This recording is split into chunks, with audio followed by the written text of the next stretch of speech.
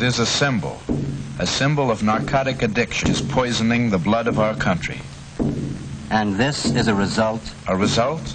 Yes. But it occurs when the addict is deprived of his narcotic. He is experiencing withdrawal symptoms.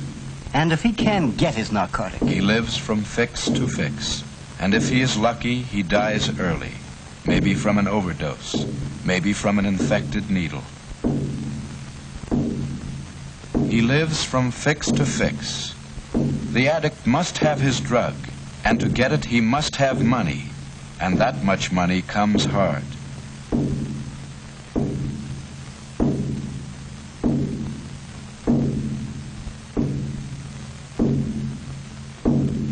And this girl? The same, always the same. Vice feeds on vice. And in the end, life has been a tortuous search from day to day. But can't we help him? We try, but he's long past the point of no return. Then we will stop narcotics from entering the country. We will arrest the peddlers. We will educate our young people to the menace. We will put a stop to this. Yes, we will try.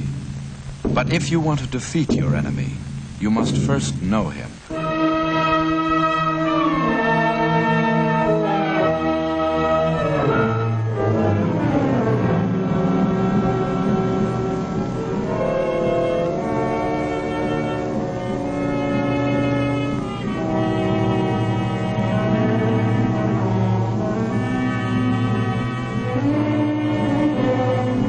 This is a shooting gallery, a room where addicts come to inject their narcotic and must wait their turn to use the needle. Then all these people are addicts? Some are, some aren't. All will be. For one, it may take 5 shots, for another 50, but the narcotic will be mastered.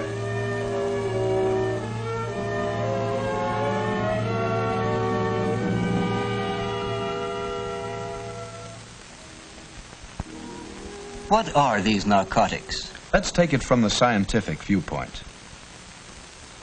There are 3 general classifications of narcotics as defined by law: the opiates, the synthetic drugs, and the cocaine-marijuana group. The opiates, grown and processed almost exclusively in foreign countries, include opium and its 2 derivatives, morphine and heroin.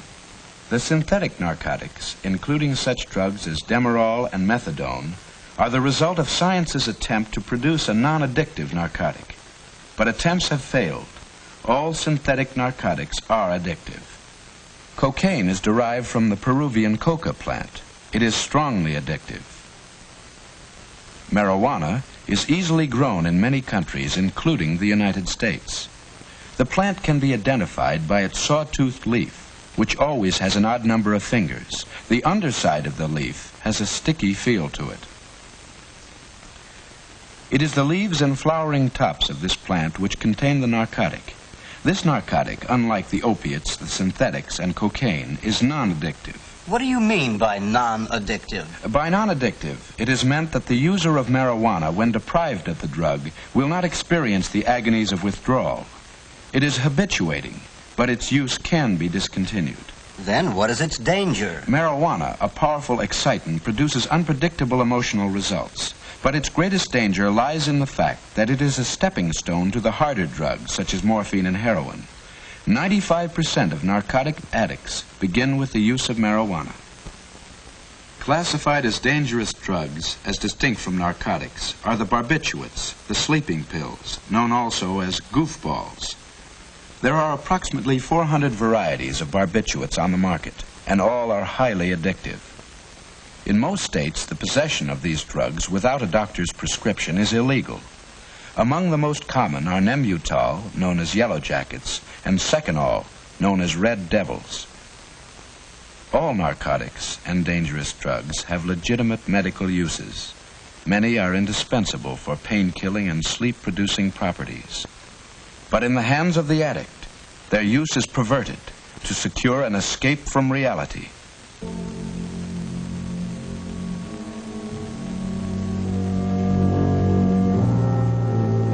How about this man? What narcotic is he addicted to? All the people in this room are heroin users. Heroin is the strongest, most devastating opiate that exists. Its possession is absolutely prohibited in the United States. A hype will bring his narcotic to a shooting gallery, where he will make use of certain apparatus for his injection. This apparatus usually includes an eyedropper, a hypodermic needle, and a spoon with a bit of cotton at the bottom, and is known as an outfit. The heroin in powder form is placed in the spoon, water is added, and the narcotic is made to dissolve. This process is called cooking. After it has been cooked, the heroin is drawn into the eyedropper through the wad of cotton, which acts to strain out some of the impurities. It is then ready for injection directly into a vein. But aren't they careful to sterilize? No. Either because of ignorance or to save time, no precaution is taken. Thus, any communicable disease of one hype may be directly transmitted into the bloodstream of another. For other narcotics, there are other methods of administration. For instance, black opium, though sometimes injected, is usually smoked. 5 or 6 puffs. A dream world beckons. Reality is left behind. But problems aren't solved. Marijuana is also smoked. The reefer, as it is sometimes, like an ordinary hand-rolled cigarette, but it is smoked differently. Large quantities of air are inhaled simultaneously with the smoke, so that the stomach will absorb a high percentage of the narcotic. Marijuana is the most prevalent narcotic among juveniles. The pattern of escape is established. Many then try heroin. The step to narcotic addiction is short. The barbiturates are usually taken orally. This group is classified as the dangerous drugs and is so named as a reminder to the user that they are addictive.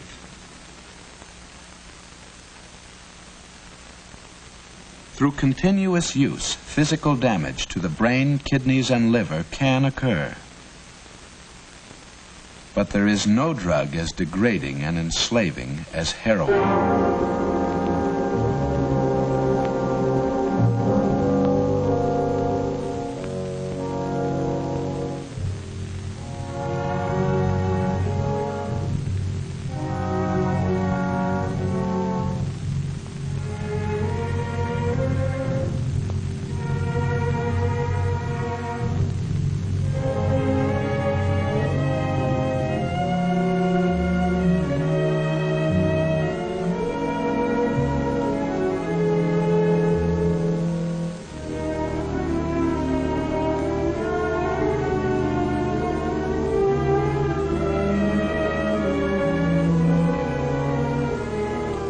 Look at those marks.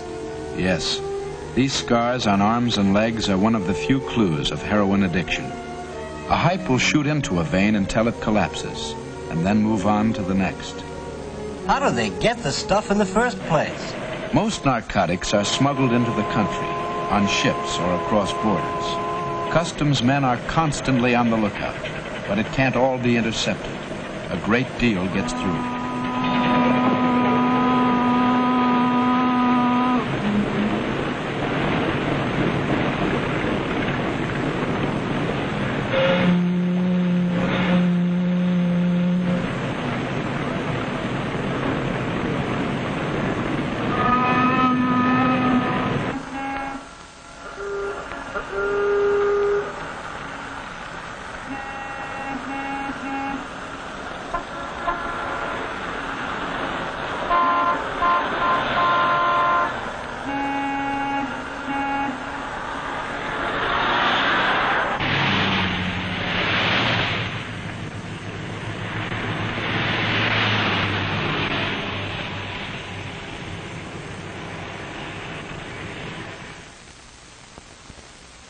Narcotics are a multi-million-dollar business. An ounce of heroin costing $30 in Europe is worth $300 upon crossing the United States border. And then the profits really start. As the narcotic is passed from the big dealers to the smaller dealers, and finally to the retailers, it is diluted and rediluted until finally from the original ounce of heroin, anywhere from 5 to 10 ounces have been produced. This dilution process is termed cutting and is usually done with milk sugar. Ounces are cut and made up into gram packages known as bindles or papers and sold to retailers who recut the bindles and package the narcotic into capsules. These capsules, containing a low percentage of heroin, can bring from $3 to $5 apiece. Though the amount of narcotic per unit weight decreases with each dilution, the price does not decrease proportionately. The original ounce of heroin, bought for $30, has a possible retail value of $3,000. Marijuana is both smuggled across and grown within our borders. The leaves and flowering tops of the plant, ground to the consistency of pipe tobacco, are sold by the can or as cigarettes, costing from 50 cents to $1 apiece. The cigarettes are rolled in a double wrapping of brown paper, though the more fragile white paper is sometimes used for the purpose of camouflage. Because marijuana is not as profitable as heroin, and because it is only habit-forming, narcotics peddlers or pushers try to convert the youthful marijuana user to the addictive, expensive, profitable heroin. Who are your addicts? People of all races and professions, the privileged and the underprivileged. How do they start? They usually start out young, maybe on a dare, maybe to follow the crowd. Many begin with marijuana and the pattern of escape is established. They then graduate to the harder drugs, the addictive drugs, for bigger kicks, and soon they are hooked. $5, $10, $20 a day. How do they get the money? Narcotics breed a desperate race of men.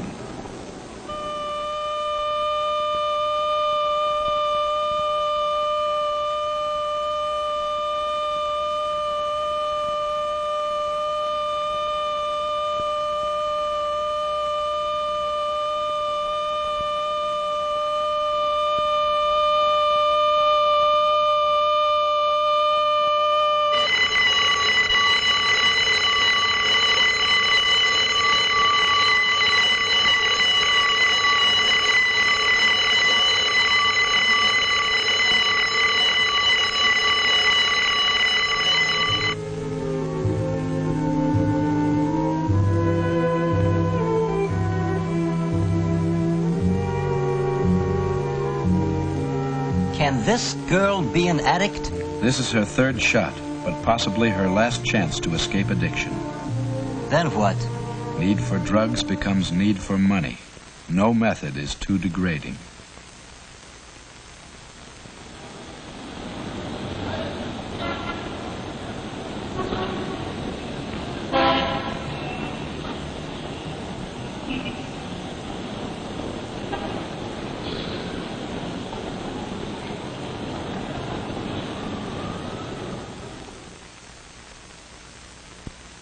There may be 10,000 women and 30,000 men in this city who are drug addicts. Each perhaps will initiate at least one new person to the use of narcotics. Well, what are we doing about it? If we can't prevent narcotics from entering the country, we've got to crack down on every peddler. Sure, that's what we should do. But we are often hindered by weak laws, apathetic judges and juries, and by understaffed anti-narcotics forces. Each case requires time, money, and men.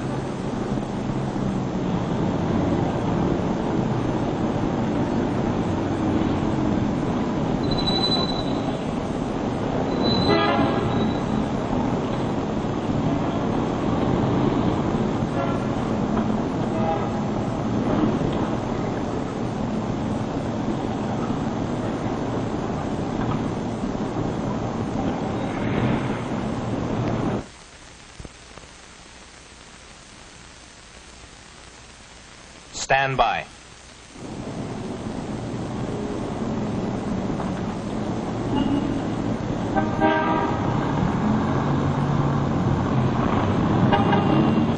Okay, let's go.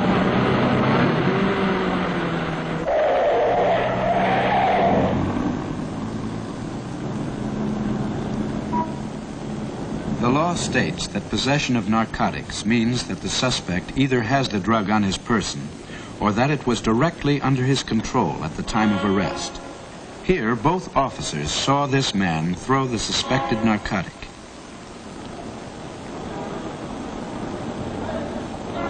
Suspects are searched on the spot, and all evidence gathered is placed in envelopes in the presence of the arrested man, and data relating to its seizure is recorded on the outside.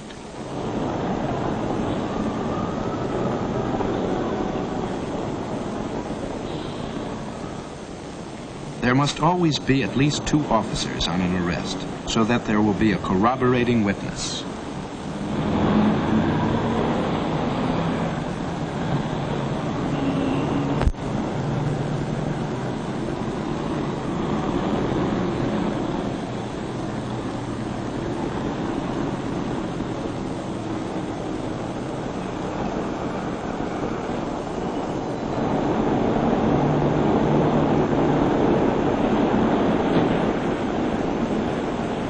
These officers, however, cannot testify in court that the suspected substance is a narcotic. The confiscated material must be examined by a chemist who will later testify as to his findings. So we catch the pushers, but the problem doesn't end there.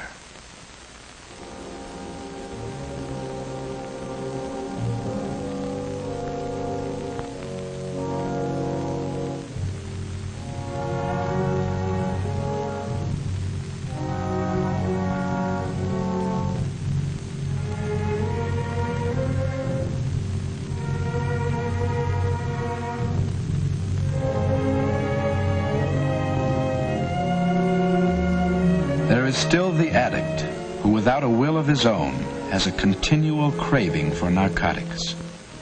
While under the influence of his drug, he acts almost human. Without it, he becomes a desperate, tortured animal.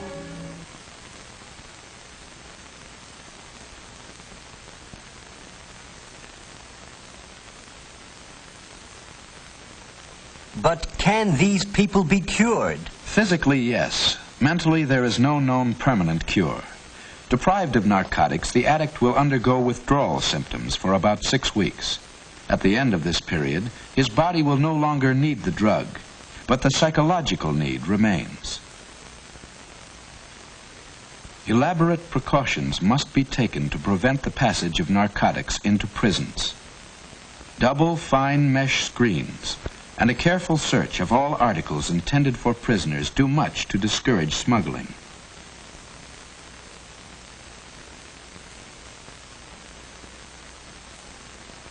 Clothing intended for narcotics prisoners is soaked in water to dissolve any narcotic the articles might be saturated with.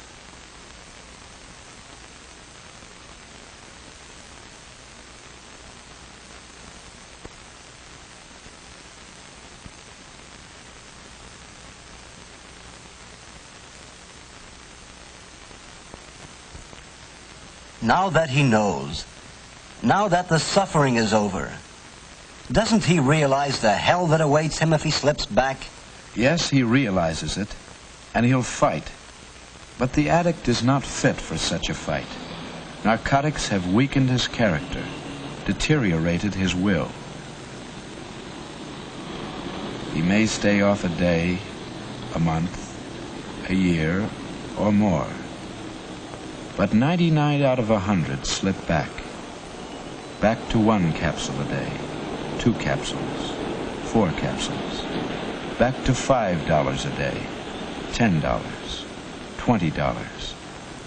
Back to prostitution, armed robbery, jail. Back to the desperate race of men.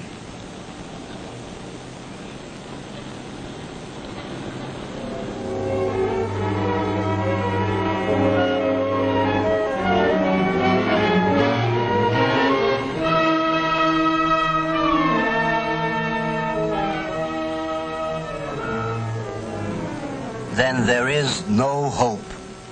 The hope lies in prevention. Our laws must be strengthened and our enforcement agencies enlarged. And most important of all, be warned of the compelling habit-forming danger of marijuana and the deadly addictiveness of the opiates.